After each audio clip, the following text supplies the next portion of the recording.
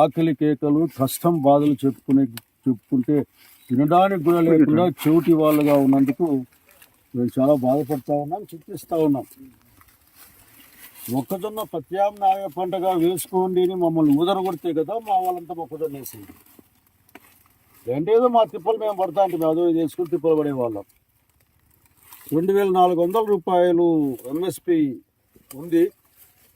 కనీసం కష్టానికైనా ఫలితం వస్తుందిలే, మరి పెద్ద ఎత్తున డబ్బులు రాకపోయినా మినిమం గ్యారెంటీ కూడా ఈ పంట వేసుకోవడం జరిగింది.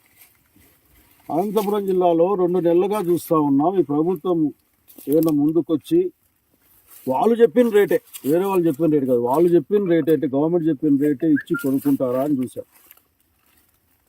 అసలుకి మొక్కజొన్నలు కానీ, వరి కానీ, అన్ని పంటలు కూడా ఈ రోజున కళ్ళాల్లో పోసుకున్న పరిస్థితి చూస్తూ ఉన్నాం. లేకుంటే అయిన కాడికి తెగనమ్ముకునే పరిస్థితి చూస్తూ ఉన్నాం.